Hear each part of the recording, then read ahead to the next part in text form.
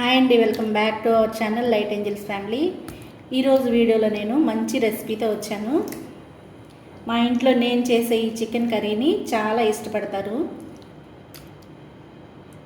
Non veg ప్రియులందరికీ కూడా ఈ chicken బాగా నచ్చుతుందన్నమాట.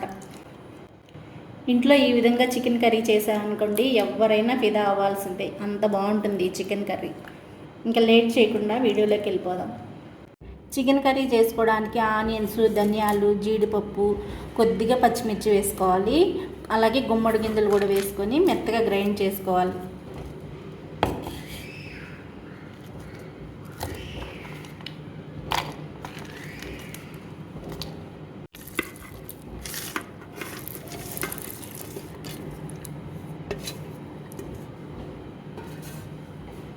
ముందుగా ఒక పాన్ పెట్టుకొని పాన్లో ఆయిల్ వేసుకొని బాగా వేడి చేసుకోవాలి.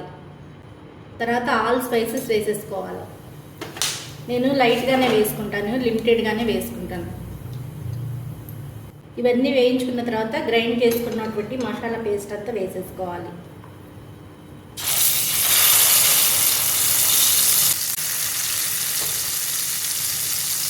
ఈ మసాలా పేస్ట్తో పాటు కొంచెం పసుపు వేసుకోవాలి. ఒక 2 స్పూన్ల వరకు అల్లం వెల్లుల్లి పేస్ట్ వేసుకోవాలి. కొద్దిగా జీరా పొడి వేసి సాల్ట్ వేసుకోవాలి. 1 స్పూన్ అయితే సరిపోతుంది సాల్ట్ అయితే. సాల్ట్ని నేను 1 స్పూన్ వరకు వేసుకున్నాను. ఇదంతా మొత్తం అంతా బాగా కలుపుకోవాలి. అడుగు పట్టకుండా బాగా కలిపేసుకోవాలి. అడుగు పట్టకుండా అవసరమైతే కొంచెం కొంచెం వాటర్ వేసుకొని వేయించుకోవాలి.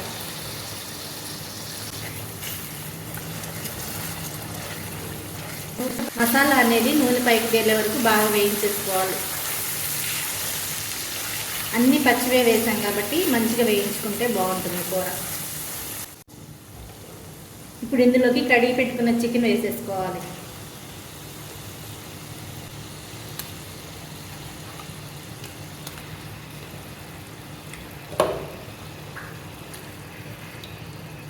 మసాలాలన్నీ చికెన్కి పట్టే వరకు బాగా కలిపేసుకోవాలి. కొంచెంసేపు హై ఫ్లేమ్లోనే పెట్టుకొని వేయించుకోవాలి. అప్పుడు నీసు వాసన అనేది పోతుంది. చికెన్లో ఉన్న నీసు వాసన అనేది శుభ్రంగా పోతుంది.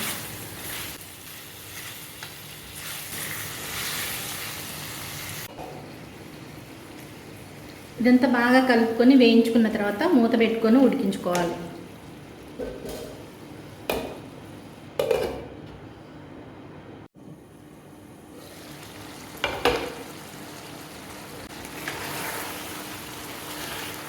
స్టీల్ది కాబట్టి అడుగు పట్టకుండా మధ్య మధ్యలో ఇలా కలుపుకుంటూ ఉండాలి.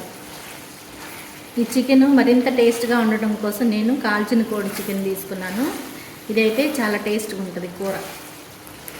మనం రెగ్యులర్గా చేసుకునే చికెన్లా కాకుండా కొంచెం టేస్ట్ అయితే డిఫరెంట్ ఉంటుంది. ఇంకా చికెన్ ఆల్మోస్ట్ ఉడికిపోయింది అన్నప్పుడు కొన్ని జీడిపప్పు పలుకులు వేసుకోవాలి. కొత్తిమీర, టమాటా పేస్ట్ కూడా వేసేసుకోవాలి.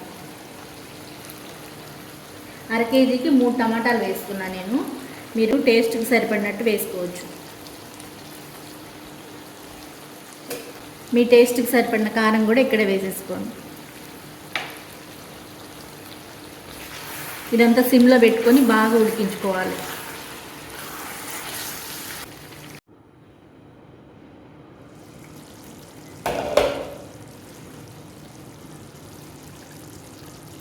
చికెన్ అనేది ఈ విధంగా ఆయిల్ పైకి తేలిన తర్వాత కొద్దిగా ఒక చిటికెడు గరం మసాలా వేసుకోవాలి. కరివేపాకు కూడా వేసుకొని మూత పెట్టుకోవాలి.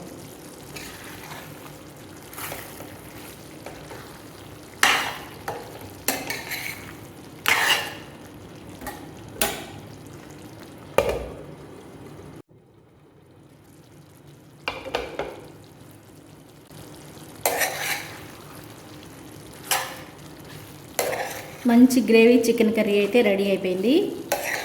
ఇది రైస్, రోటీలోకి, చపాతీలోకి సూపర్గా ఉంటుంది. ఇంకా స్టవ్ ఆపేసుకుంటున్నాను. ఈ వీడియో కనుక మీకు నచ్చినట్లయితే ప్లీజ్ లైక్ చేయండి. ఈ వీడియో చూస్తున్న వాళ్ళందరికీ థ్యాంక్ యూ సో మచ్ అండి. నన్ను మంచిగా సపోర్ట్ చేస్తున్నందుకు. మళ్ళీ మంచి రెసిపీతో మళ్ళీ మీ ముందుకు వస్తూనే ఉంటాను.